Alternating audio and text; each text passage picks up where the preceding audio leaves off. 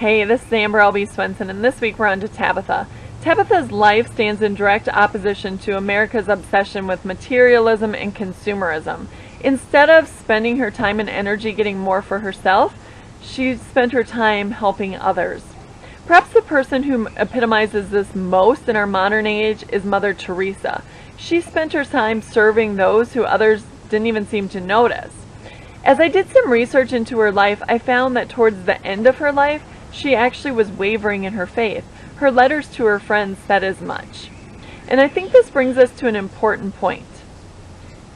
Service, apart from time in the Word and prayer, often leaves us disgruntled and burned out. You'll notice in the Apostle Paul's ministry, he had several episodes of imprisonment. He probably didn't necessarily welcome those times of imprisonment, but they definitely gave him a time to rest, to spend time reading his scrolls, which is the Bible, praying, and even writing.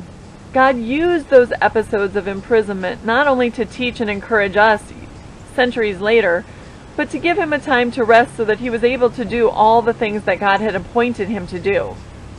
This last summer I found that my personal Bible study got very hard. It got difficult to do. Every night for my whole adult life, I've read my Bible before I go to bed at night.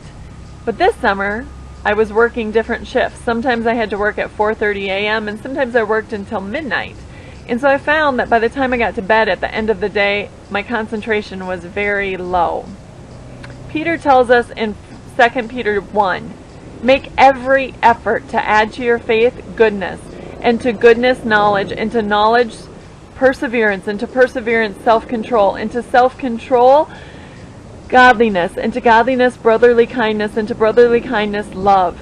For if you get these things in increasing measure, they will keep you from being ineffective and unproductive in your knowledge of our Lord Jesus Christ. Peter's talking about spiritual growth here. As we read our Bibles, as we grow in the Word, we're going to be receiving these gifts of the Spirit in increasing measure. They will keep us from being ineffective and unproductive, which is what happens when our faith becomes stale.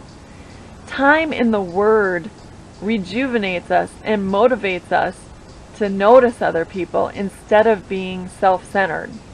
I found in my own life this summer I was going to need to make every effort. That means that maybe my Bible study didn't happen at night. I might have to get up a little bit earlier. I might have to readjust things throughout my day to make time for Bible study in ways that I didn't have to do other years, other summers.